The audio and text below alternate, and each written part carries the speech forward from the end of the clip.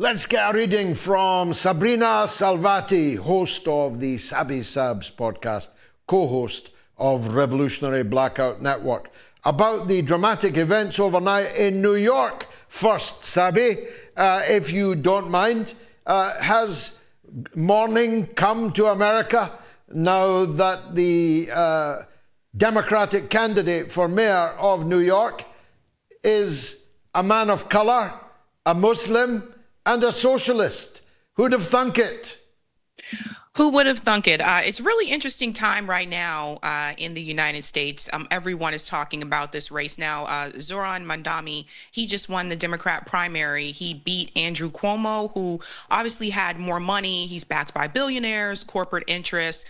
He was previously governor in New York, and he had been accused of sexual harassment by many women. Also, he is responsible for the nursing home deaths in New York during the pandemic. So the idea that he even thought it was a good idea for him to run for another office so soon, to me, is absolutely ridiculous.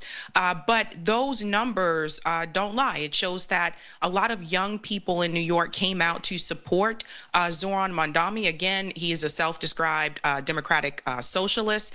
They came out to support him over Andrew Cuomo. And I think that Andrew Cuomo probably is receiving a slice of humble pie at this point in time. Now, Zohran, I will say, is further left than some of the other DSA candidates that have run before in the past.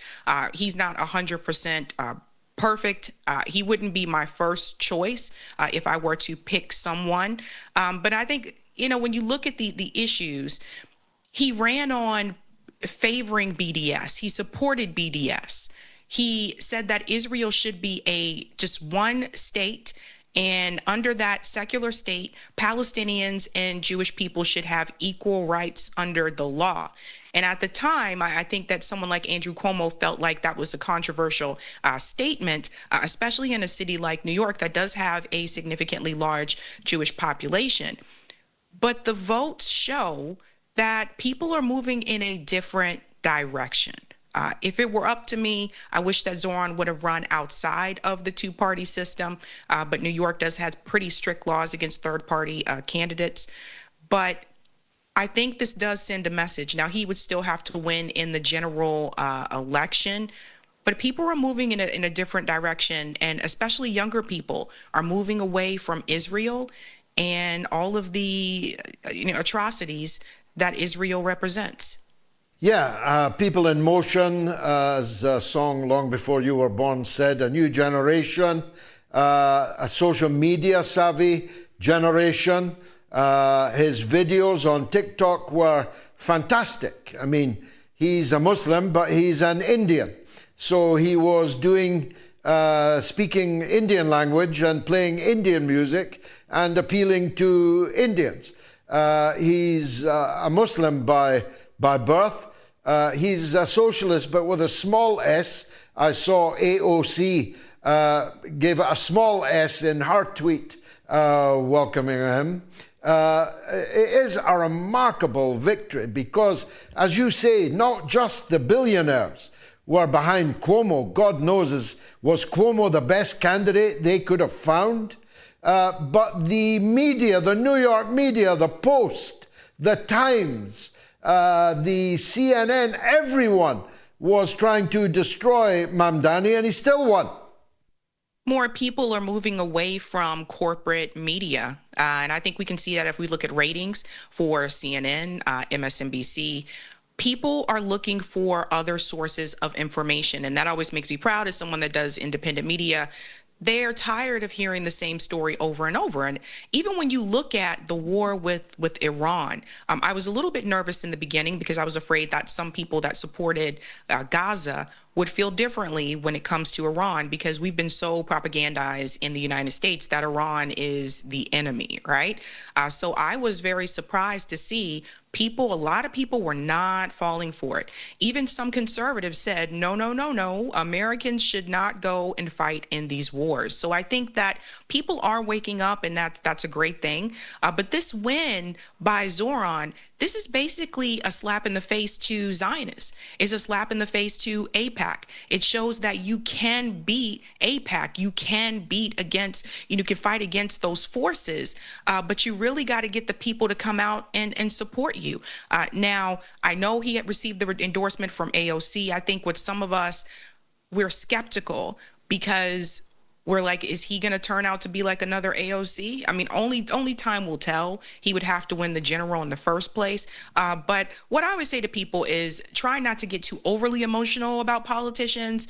Sit back and see what they do. But ultimately, you should never look at them as your savior and your hero. You should organize within your communities and help each other. And that's something that I hope people don't put to the side because he just won this primary.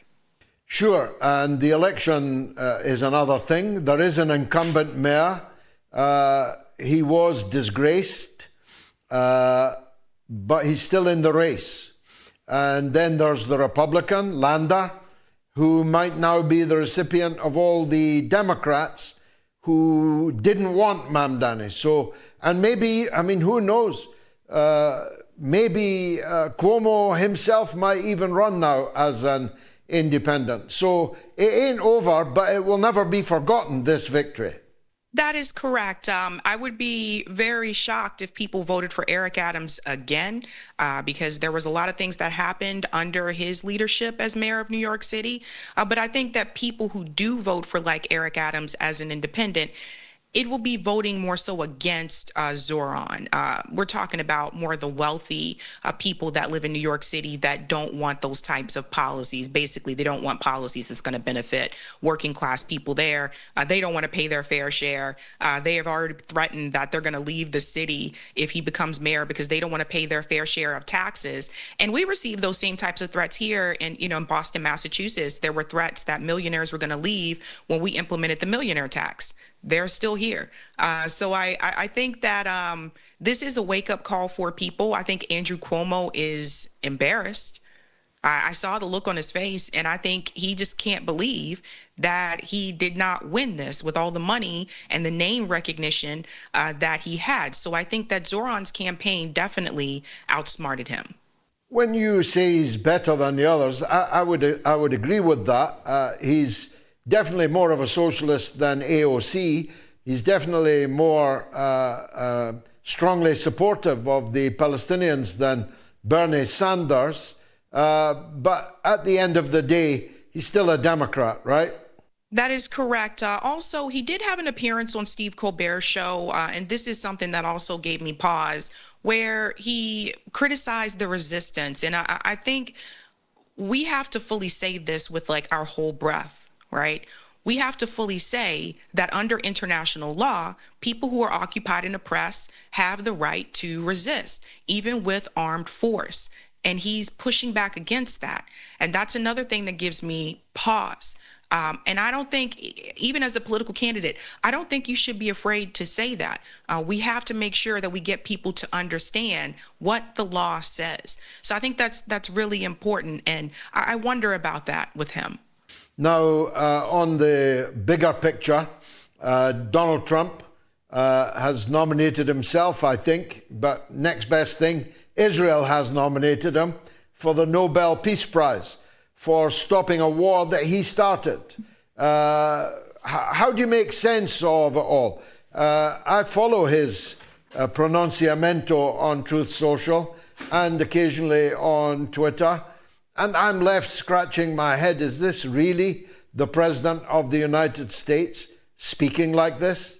Absolutely, it is. And he wouldn't be the first, right, to be nominated for something that he started. For example, Barack Obama also received the Nobel Peace Prize after he had bombed so many people in Libya. We cannot forget about the number of bombs that Barack Obama dropped. This is not something that just happened under the Biden administration or something that's just happening under Donald Trump's administration right now.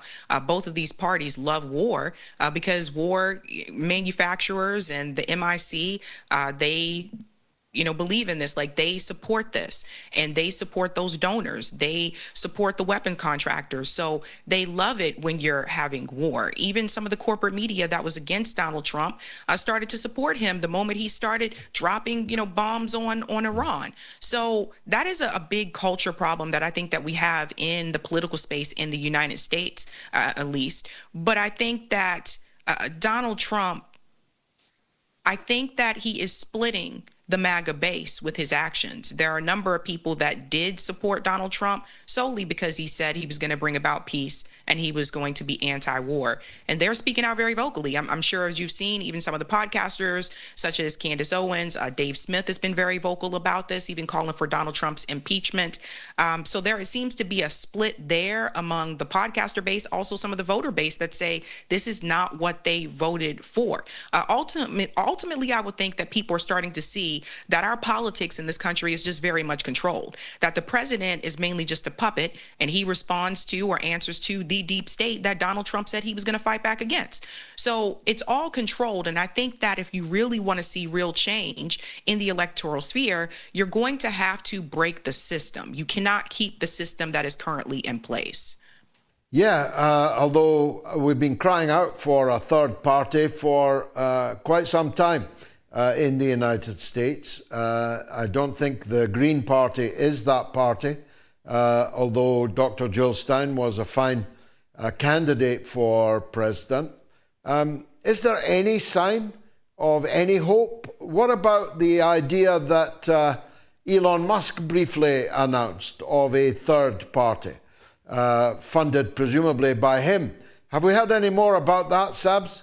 I wouldn't trust anything from Elon Musk at this point in time because he's been known to change his mind. But it reminds me of what Andrew Yang already started, which was the Forward Party, right? Something that was funded by him, where it was just this one big tent and you had Democrats, Republicans, and independents all under one big umbrella, right? So we already do have something like that. You don't hear as much about the Forward Party anymore like you used to when Andrew Yang announced it. But I think that if we're going to have a strong third party in this country, it has to be grassroots. I don't think it should be funded by a billionaire. It has to be from the people in the streets. And I think it needs to be comprised of, you need people that are from the working class. You really do. And the candidates that run, they need to be working class people. They can't be billionaires, right? And we really have to have a movement in this country where you organize people around a core set of demands. Now, my producer created 11 demands, and 11 demands is something that I think a strong third party could get behind. And I think that's how we're really going to get change in this country in the political space. Otherwise, if it's billionaire funded, I think we know at some point they're going to sell out, or they're going to go with the duopoly.